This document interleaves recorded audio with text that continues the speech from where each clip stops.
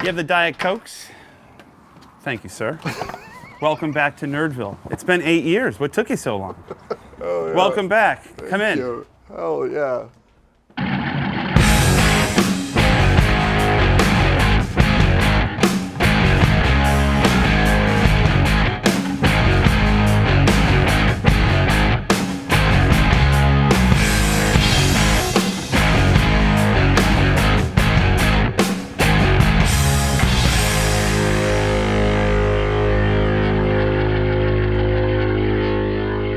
Funny, I actually revisited the Reverb original film, and I look at that room now. It's like in 16, it seems empty. I'm like, where's it? Like, did I get robbed? You know?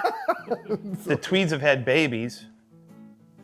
Up until very recently, I was finding good mint Tweed stuff pretty regularly, but it dried up. Yeah. Like it really, I mean, like if I can't find it or I can't flush it out.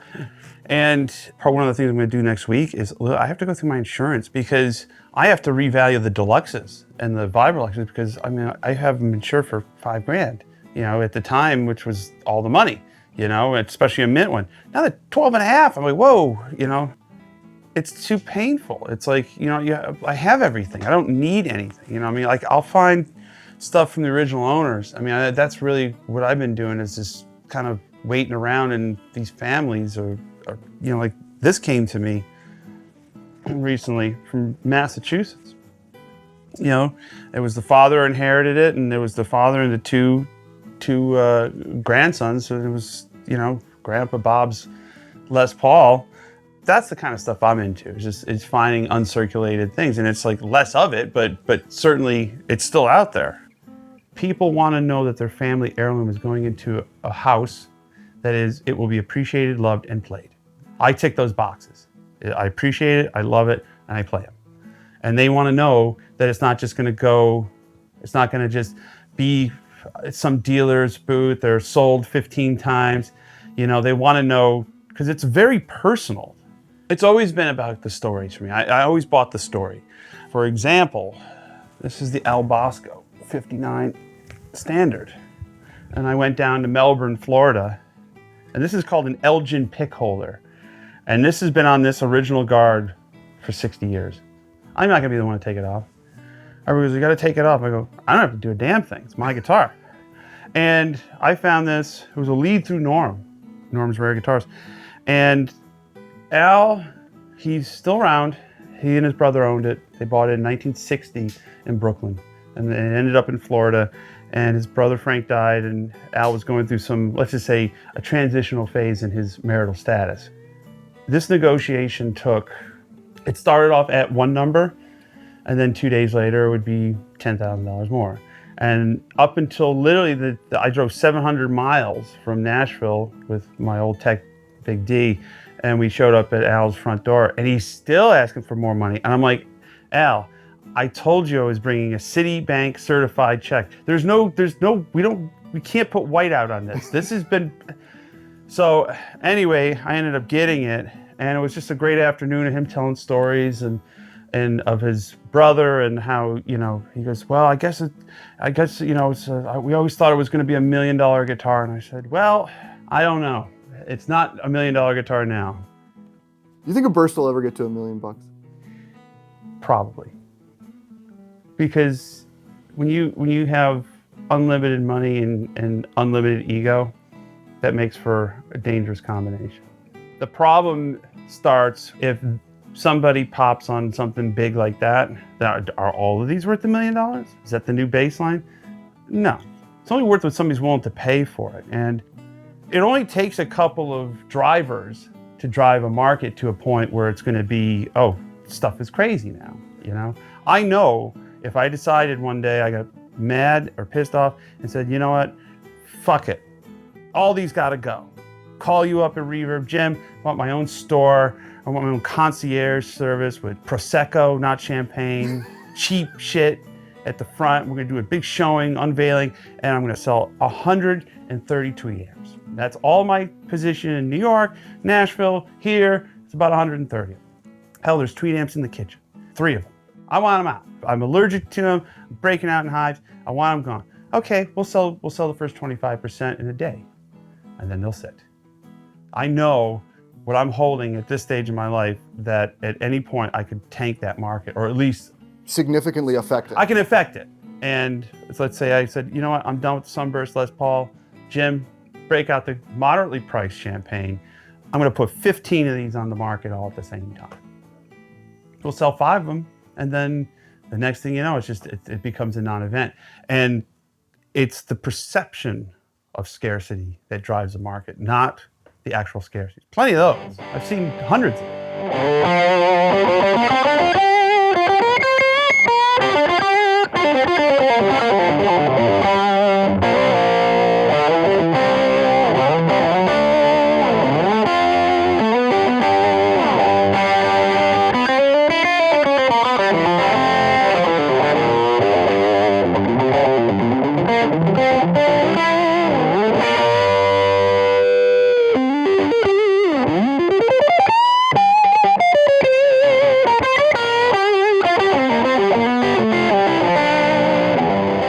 Get $1 million for just this carpet, Joe. The shag. The shag it's very polarizing. Best guitars in the world have been on that rug.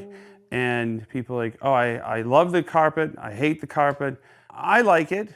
As they say, it ties the room together. It ties the room together, but I was thinking about swapping that rug for that one, and then the entire guitar community would go even more nuts. Because apparently, I have an evil, diabolical plan to buy every guitar in the world, so there'll be none left for anybody else. That's the narrative on the Instagrams. That's what the kids are saying. Yeah, every single guitar, there'll be none left. 0 for them. Zero. And it is true, right? No. But I do occasionally, I do occasionally dabble in the collectibles, Like the last time you were here, those were all different amps. It was the amp trium, now it's the tweed trium. Yeah. It's all tweeds that go all the way around. Because before it was all Gibsons, right? It was all esoteric stuff, yeah. And the tweed amp thing kind of got out of control. And we completed all 4 of the signs, which myself and Terry Foster share the unique distinction of having one of each.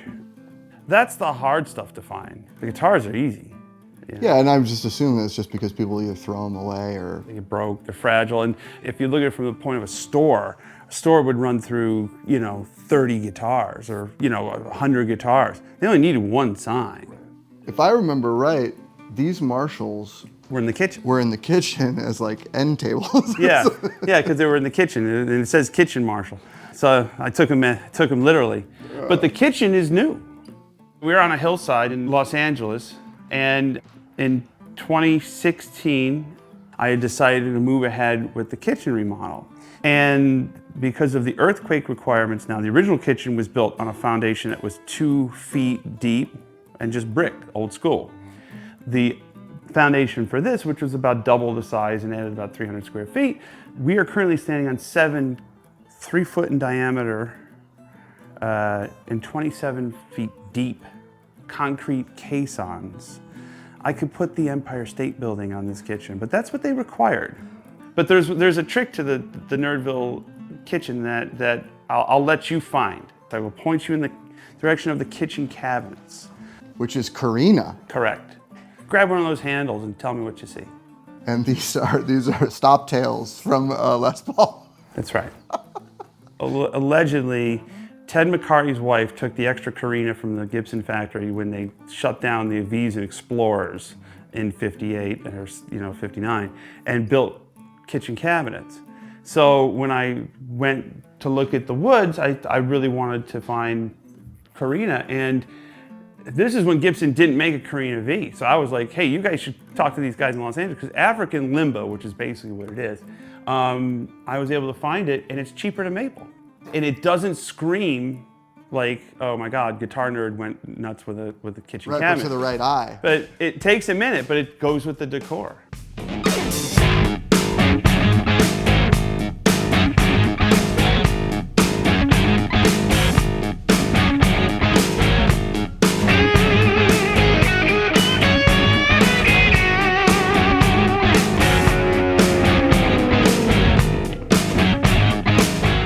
This is a 1950 broadcaster. This is what started it all. I always say with these, it's like, what's in a logo? A lot. Leo came out in 50 with a broadcaster, and the story's legendary. Fred Gretsch had a drum kit broadcaster with a K, and so the no-caster was basically one of these, and they would just clip the logo off. But the early ones, like the 50s, 1950. I mean, these are really cool and very scarce in good condition. So this one I got from my Uncle Norm, and this was the last one in his stash. He was very emotional when he sold it. He'd held it for 40-something years, 45 years, and but he knew it was time for it to go to somebody else. But the interesting thing about broadcasters is there's a few subtle differences, like the knobs are different, taller, but it's the same configuration as a Telly. It's a blend instead of a tone. The trick with blackguards or any of these early ones is there's 4 sounds, and it's the same switchcraft switch that went into the Strats, by the way, 3-way. So you can go forward, which is this front pickup, and dead tone, like, K-Jazz 88.1 sound. Then the middle position is just the front pickup with the treble, so it's bright, And the back is the treble pickup, and then you could blend the two. Well, what you could do also is just wedge it in between, like a Strat, and you get both. Yeah. Everything about these is expensive.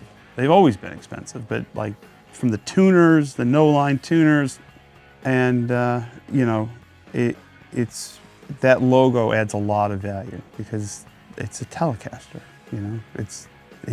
Leo got it right the first time, and it just a few subtle changes. From 1950 to basically early '54, the Blackguard was pretty much unchanged. It's a legacy piece that'll be in the collection forever. I mean, I won't gig with it. It's like too nice. Yeah, totally. Yeah, I mean, you're gigging with Player. I gig with the ones that are refretted, and I gig with the ones that are not mint. It's like I don't want.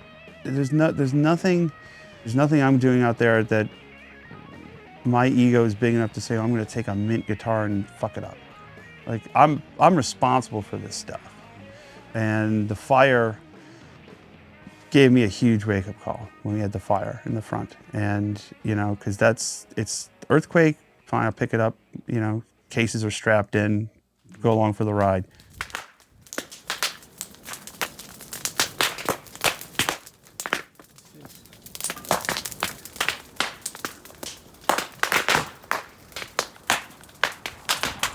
I was up in Oakland playing 2 nights at the Paramount Theater. We just started the tour. That particular night, I got a call at 2 o'clock in the morning from my neighbor, Danny, and a video going, I got you, don't worry, the fire department's here.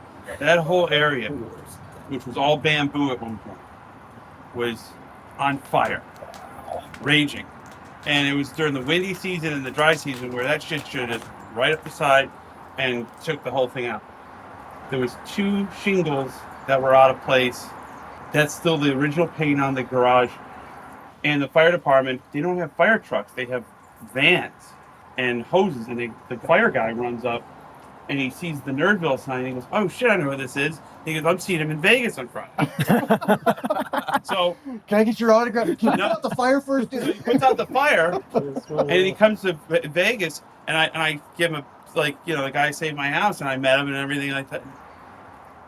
We just had some steel work done to this building. This is the studio part in the backyard, because we realized that throughout the years, the original room that hangs off the studio, it's not, it's like there's a carpenter term for it, which I don't know. Well, that's where all the guitars are. The room is hanging off the side of the house, just by design. Well, when Ollie designed the studio, they intended to put a couple of Marshall cabs in there, or some drums, and whatever. It's a studio. It's a studio. They didn't intend for 2 large safes. They didn't intend for 300 guitars. I mean, the weight in that room, and it's hanging over. So, I don't want to get a call when I'm on the road and be like, hey, man, your entire guitar collection, or most of it, just fell down the hill. So, you know, the virtues of houses and things and old things. But this is the broadcaster.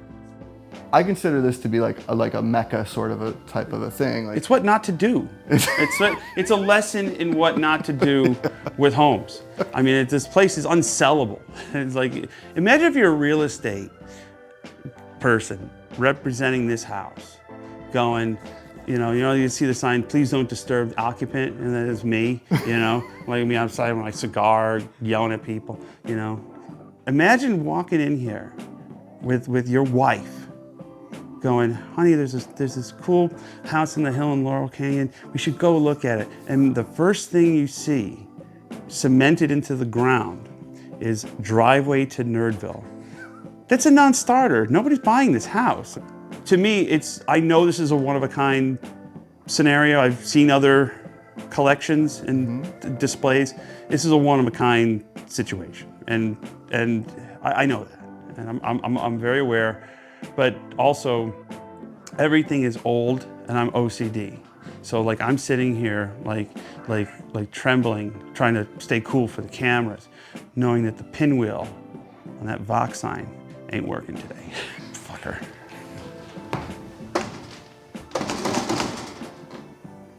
This is the problem. I live in old shit. It's an old house, so there's always something. And I'll use which one? It's this. This is the one I like. This is one of my favorite little studio. You go in there, you turn it up to 6, and it's rocking and stuff like that. And the engineer going I'm hearing some like crackling noise. I go, probably. It's like, yeah. Let's cut this quick. We've got a shelf life here. This thing can go out at any point. But that's the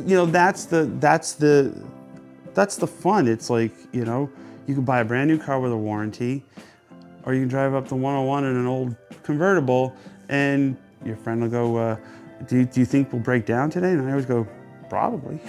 That's what the AAA car is for. I don't know. I mean, every time you start the car, it could be the last. And if it starts to do weird shit, just like with an amp, don't shut it off. Finish the session. Yeah. The speaker's going out, the amp's burning up, just finish the gig. Finish. It's like whatever session you're on, or just don't turn it off, because you turn it off, it won't come back on.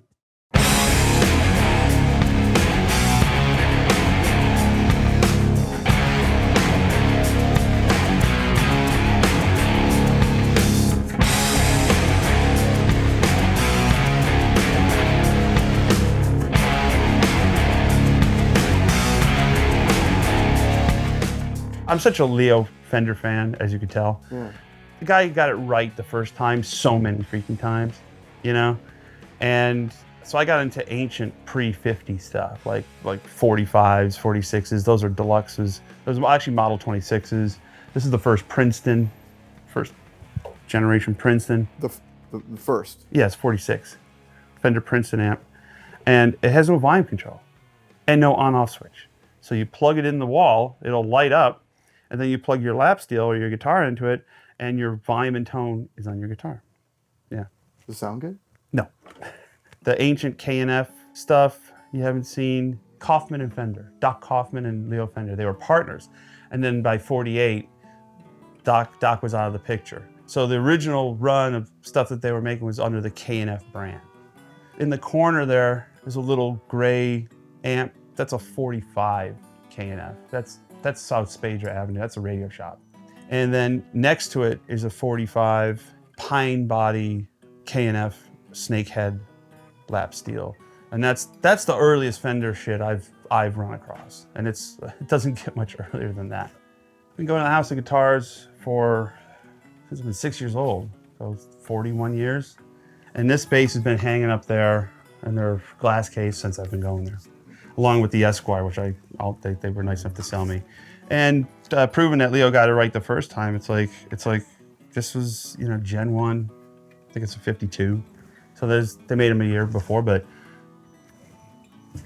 if this is the only electric bass ever invented, you're good. You know what I mean? Good enough for Dusty Hill, good enough for me. Yeah, for sure. But it's so interesting, that like how a person like Leo, who didn't play, designed all this stuff that was perfect for players, You know, it's like he did 3 in a row. He did that. He did that. I mean, I'll show you a broadcaster, which is no different than this. This is a 52 Telly. And I got this, lady bought it 1957 in Boise, Idaho, and kept it and sold it to me about 2 years ago. But like everything's a story, and I have a photographic memory. I know exactly where and when I got each of these things. I'm like an anorak bat. I'm like I look at the license, I'm like, that came from so and so, blah blah blah, you know. And it all started with this thing. This is my great grandfather's trumpet. So that's my great grandfather, Buddha Bonamassa, with the Mickey Kaleo Orchestra in upstate New York, 1920. Dominic Buddha Bonamassa. So this is what started the whole party, and I can't play a damn note.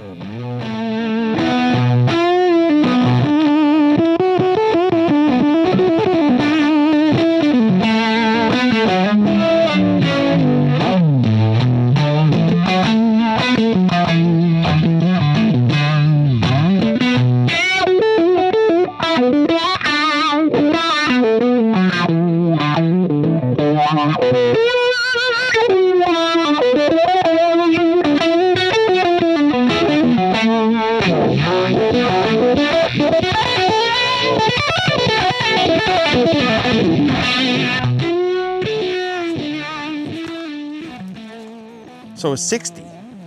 By this time in 60, this guitar is 74, 58. By this time in 1960, late 60, they had changed the dies because they were fading. The dealers were going, hey, you're selling me Sunburst Les Pauls, and they're not all like Al Bosco, because if you stick it in a window, bye-bye, you know? Then it becomes faded. My journey to this guitar started 2011. Johnny Bolan, Tommy Bolan's brother, came to a show in Sioux City, Iowa. And for those who don't know Tommy Bolan, most famous for being a member of Deep Purple. He was the guitar player on Billy Cobham's Spectrum. And he was Stratus and, you know, all that. So, and he was only 25 years old when he died, and he was a Strat guy. But when he joined Deep Purple, he replaced Richie Blackmore, and he and his tech David Brown, who David owned this guitar. Tommy's Les Paul had been stolen, but when he joined Deep Purple, he wanted to put a wang bar on the Les Paul. So this is a Bigsby from a Telecaster. So they just jammed it on here, and they put the ground wire here. This is exactly how it was.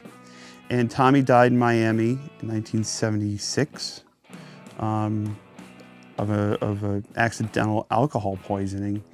And when the tour was over, he was out opening up for Jeff Beck. When the tour was over, suddenly David took the guitar back to Denver and ended up in Moab, Utah. So when I met Johnny Bolan in 2011, what do you think the first question I asked him? Where's the burst? And he goes, I last heard about it was somewhere in Utah. I'm like, okay, so trail goes cold. 2019 summer, so 8 years have gone by, get an inquiry from somebody in Phoenix going, hey, is Joe interested in the Tommy Bolan guitar? And it was one of those deals where this guy was trying to middle it, come up with some crazy number, and then pay whoever, whatever, and then drive away in a new Aston Martin. That wasn't gonna happen. And I was able to kind of deflect that and say, I don't deal with ghosts, I need to deal with the person who owns it. So hence David Brown comes into my life. And I said, I need proof of life. I see that, I need a copy of today's newspaper, a burst, and a picture of what this guy looks like. And then they sent it. And I talked to David, and we made a price deal. And first question I asked him, I said, David, where do you live? And he goes, Joe, I live in Moab, Utah. And I go, we have found our man. Anyway, we make a deal on the price, and because David couldn't travel, and he's, older gentleman, and he was a collector and of like Revell models, and he lived in an Airstream trailer on a piece of property out in the middle of nowhere. So Rick Gould says, I'll come meet you with the money in cash. And it was a significant amount of money.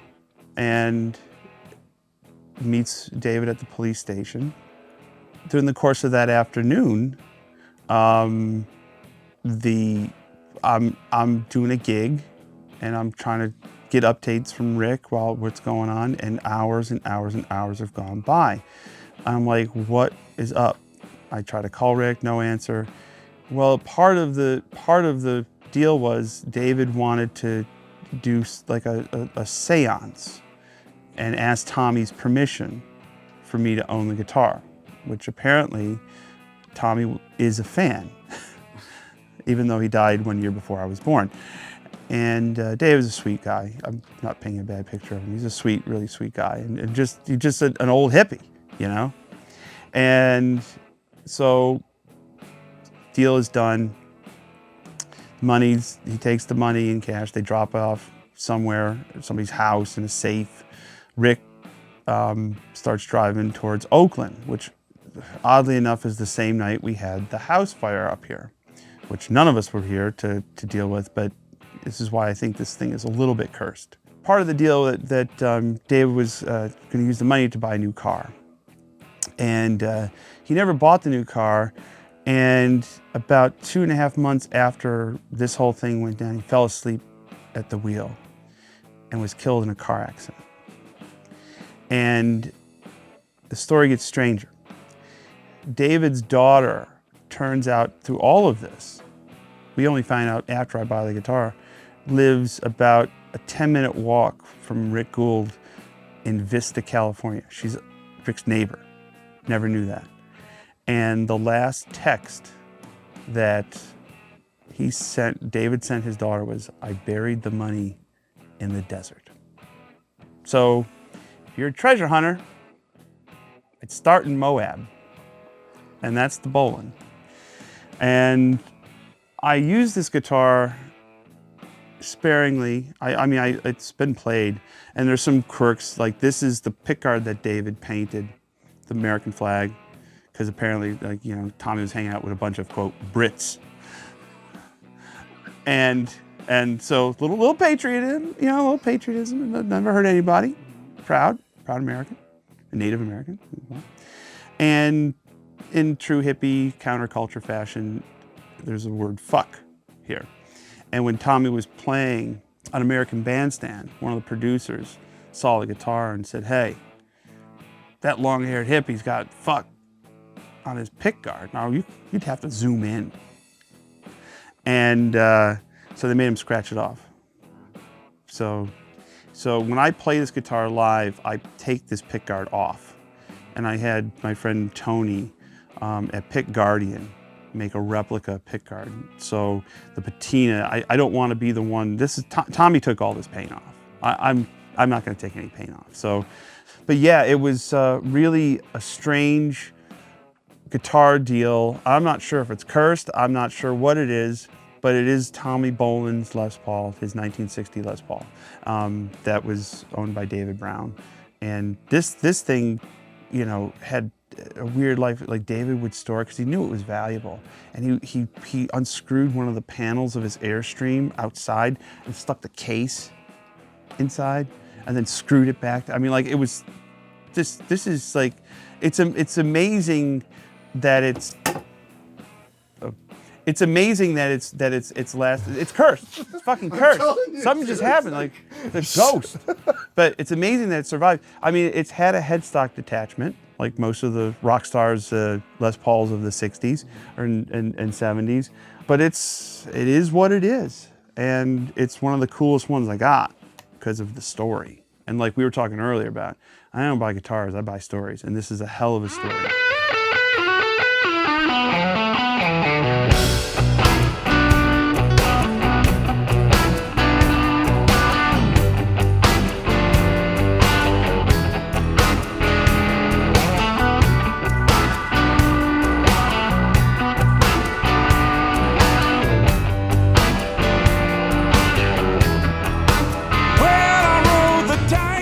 This is the one we call the Trash Bag Flying V. This came into my life in 2017.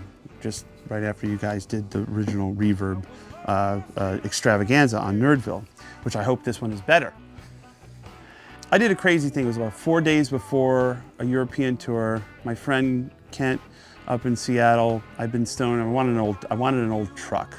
I wanted a themed truck for the property. You know, it'd be like one of those things. So I wanted a 34.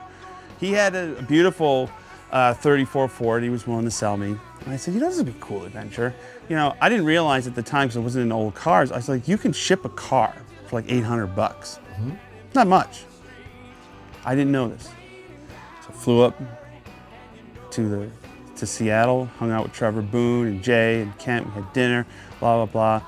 Went, got the title, got the keys, and my friend Chris Ferrani and I decided it would be in our best interest and a fun adventure to drive the 34 Ford from Seattle to Los Angeles. One road, I-5, south, to the 405, to the 101, to Laurel Canyon Boulevard. That was the directions. 1,200 miles in two days. So I would have to stop for gas every 45 minutes. Which at that point, I realized very quickly, by the time we got to Portland, I was probably like $1,200 in gasoline, and I could have shipped the car for $800. Anyway, we keep trudging on through Oregon. Skies were angry. One of the 12 or 15 times a day that we'd have to stop for fuel, and to be grateful and thankful that we were survived. And I get a text from Nick Conti at Guitar Center. And he goes, check this out.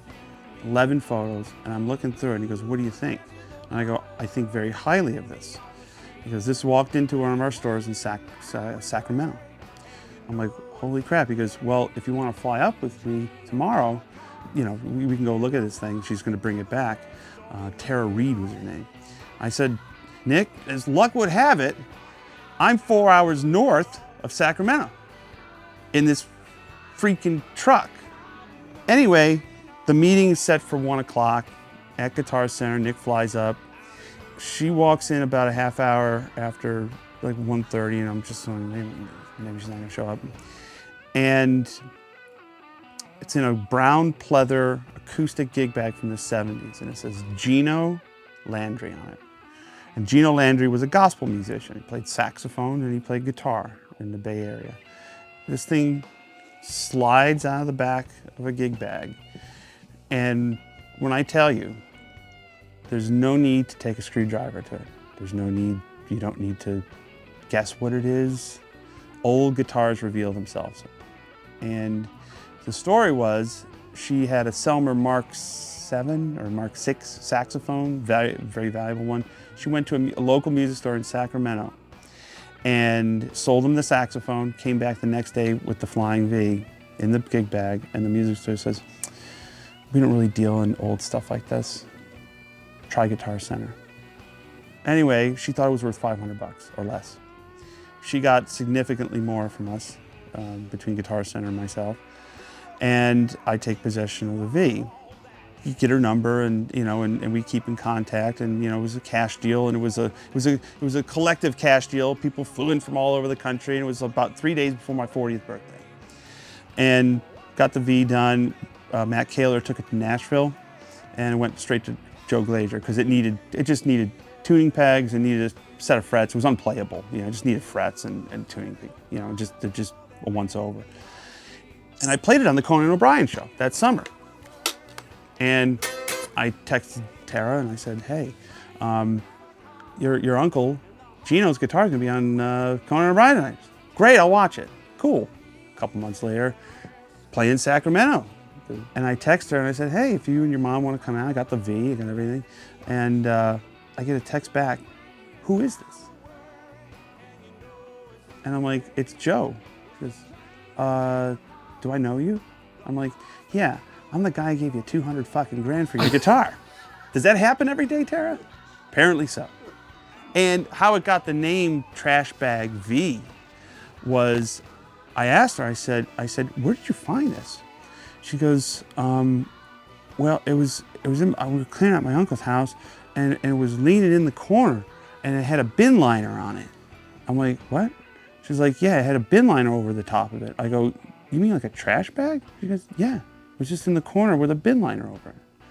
Well, the case I would have had when you were here the last time. Yeah. It was just the next, I had Amos and then I got the case. Because the case I bought in Germany, and it was one of those deals like on Gardner Street down there where a real V gets put in a 70s case, right. and a bad fake Max gets put in a real case and then never see it again. Well, that was one of those stories. So I just was at my friend Thomas's music store in Hamburg, and I said, "Whose guitar is this?" Like, the V was rotten, and I said, "Whose guitar is this?" Like, this guy bought it in 1987. I said, "You know, I'm Babe Ruthing at this point, going, you know," and I go, "Call your friend, tell him there's some crazy American in here with $20,000 for your case." Takes it. My manager's going, "What the hell are you doing with this thing?" Right? I'm like, "Trust me, Flying V cases don't come up for sale ever. This is a unicorn event." So I have this case. Next thing you know, this thing shows up. And I flew the case from LA to Nashville, bought a seat for it. And I landed at 4 o'clock. Glaciers closed at 5. I said, "I'm coming straight from the airport." Straight from the airport with the case, counter Glaciers. We put the guitar in the case and the conditions match. So the way I look at it, I have a 1 in 90 something shot that was the original case. And my favorite part of this is the Gretsch Country Gentleman strap button. So you sort of put a strap on it, you have to unscrew it, and then you put the strap on and it locks back. And you know, people were like, "Well, why don't you just restore that?" I'm like, "It's just the way I got it. Mm-hmm. It's never gonna not be." So same thing with Grover, same thing with all this stuff. It's never gonna be anything what it is today. So if it's got an issue or two, just leave it. It's part of the story, it's part of the history, you know? Some of them are perfect, some of them are, you know, like this screw's been replaced.